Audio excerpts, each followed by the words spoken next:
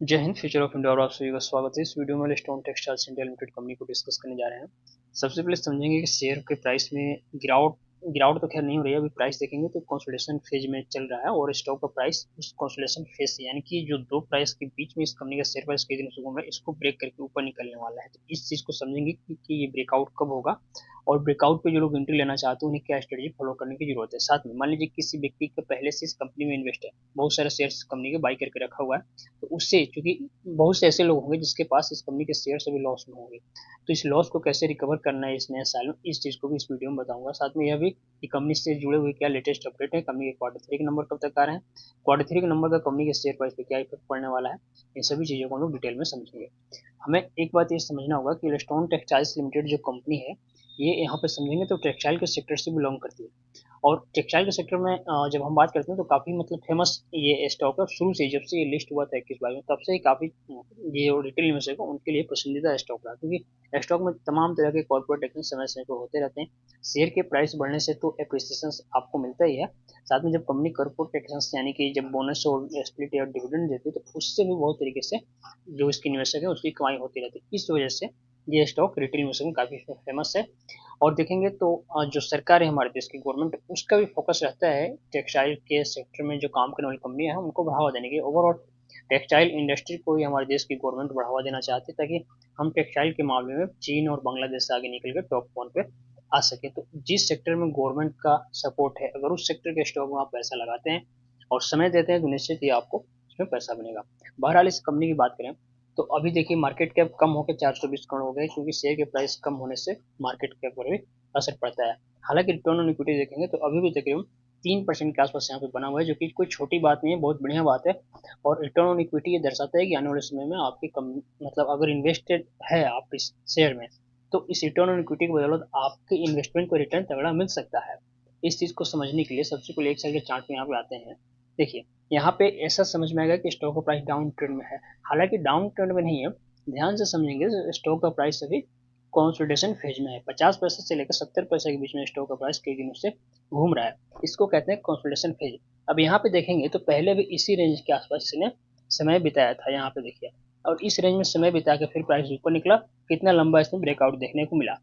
उसी तरीके से समय आ गया कि यहाँ पर भी एक फिर ब्रेकआउट होगा, और ये जब ब्रेकआउट होगा तो ये जो प्रीवियस हाई लगाया था इसके डबल जाने के दमखम रखते हैं, क्योंकि जब दूसरी बार ब्रेकआउट होता है कंसोलिडेशन फेज के बाद तो प्रीवियस हाई के डबल ही जाता है, और उम्मीद कीजिए कि ये जहाँ से गिरना शुरू हुआ था लगभग लगभग यहाँ तक जाएगा। हालांकि जो लोग एंट्री लेना चाहते हैं वो इसी ब्रेकआउट पे जब 75 पैसा के ऊपर निकले, ध्यान से नोट कर लीजिए, आप 75 पैसा के ऊपर निकले तो यहाँ पे आप इसमें बाई कर सकते हैं। हालांकि पूरा पैसा एक ही बार में नहीं लगाना है, हाफ हाफ करके लगाइएगा। 75 पैसा पर आधा एंट्री लीजिएगा, फिर 1 रुपये, फिर ये जो लेवल है 1 रुपये, इसको जब ऊपर निकाले तो फिर थोड़ा पैसा आप यहाँ पर भी लगा सकते हैं, और आपका टारगेट रहेगा सीधे यहाँ तक के लिए। हालांकि जो लोग निकलना चाहते हैं, अब जो लोग मान लीजिए नीचे बाई करेंगे यहाँ पर भी निकल सकते हैं, या वेट करेंगे तो यहाँ पर भी निकल सकते हैं। समय देते हैं तो आपको ठीक ठाक इसमें पैसा बन जाएगा। तो चार्ट पे ये स्ट्रेटेजी आपको फॉलो करनी है। अगर मान लीजिए कोई व्यक्ति एकदम टॉप पे बाई किया हुआ है, पहले से इन्वेस्टेड है, उसे तो अभी लॉस हो रहा होगा, तो वो क्या करेगा, जब 70 पैसा के ऊपर निकल के कुछ दिन यहाँ समय बिताने लगे, मतलब ये हमें कंफर्म हो जाए कि ये पक्का वाला ब्रेकआउट है, तो यहाँ पे आप भी एवरेजिंग कर सकते हैं, यानी कि शेयर्स नया बाई कर सकते हैं। जितना भी आपके पास शेयर है कम से कम उतना शेयर्स जरूर बाई कर लीजिए। किसी के पास 5 शेयर है तो 5 शेयर्स बाई करेगा, किसी के पास पहले से 10 शेयर है तो 10 शेयर्स बाई करेगा। इससे जो एवरेज प्राइस है आपका वो आधा हो जाएगा, और आधा हो जाएगा तो थोड़ा सा भी इसका प्राइस जब ऊपर निकलेगा तो आपको इसमें बेनिफिट हो जाएगा। अब समझिए कंपनी के क्वार्टर 3 के नंबर आने बाकी हैं। सितंबर क्वार्टर में कंपनी को कोई सेल्स यहाँ पे होते हुए नहीं दिखाता, क्योंकि ठंड के दिनों में थोड़ा टेक्सटाइल के जो बिजनेस होते हैं कमजोर पड़ जाते हैं। लेकिन अभी क्या है कि ठंड खत्म होगा और क्वार्टर 3 के नंबर आने बाद उसमें देखेंगे आप कि कंपनी का सेल्स आपको बढ़ते हुए दिखेगा। और इसके बाद जब सेल्स बढ़ेगा तो कंपनी देखिए पिछले क्वार्टर में कोई सेल्स नहीं होता फिर भी कंपनी प्रॉफिट में थी, और इस बार जब सेल्स में आएगी, सेल्स होगा कंपनी का, तो प्रॉफिट इससे भी ज़्यादा जो क्वार्टर में हुआ था ज़्यादा आपको प्रॉफिट देखने को मिल सकता है। तो इस प्रॉफिट के पैसे का उपयोग कंपनी अपने मैनेजमेंट को ठीक करने, बिजनेस को एक्सपेंड करने में करेगी, जिससे ओवरऑल कंपनी के शेयर के प्राइस के बढ़ने में ही बेनिफिट मिलेगा। यहाँ पे जो बैलेंस शीट में देखेंगे, थोड़ा सा पिछले कुछ क्वार्टर में कंपनी के पास डेब्ट बढ़ा है ऐसा देखने को मिलेगा, क्योंकि सेल्स तो हो नहीं रहा है, और सेल्स नहीं होने की वजह से कंपनी के पास पैसा नहीं आ रहा है। लेकिन बिजनेस रन करना है, कंपनी चलाने है, तो उसके लिए खर्चे तो होंगे। जाहिर सी बात है कि कंपनी के पास डेप्ट आएगा, और डेप्ट आ रहा है तो ये बड़ी बात नहीं, कंपनी चलाने में डेप्ट लगता है, लेकिन कंपनी को पास ये भी देखना होगा कि प्रॉफिट समय दर समय आ रहा है। अगर प्रॉफिट आ रहा है तो फिर कर्जा मायने नहीं रखता, कंपनी जब चाहे अपने कर्ज को इजीली चुका देगी। बीएस इंडिया की वेबसाइट पर सबसे पहले एलेस्टॉन टेक्सटाइल्स इंडिया लिमिटेड को मैंने यहाँ पे ओपन किया है। बीएस इंडिया की वेबसाइट पे देखिए रेड फ्लैग में बिल्कुल स्टॉक नहीं है, यहाँ पे जो एसएम जैसे कैटेगरी देखने को मिलता है ऐसा कुछ नहीं है।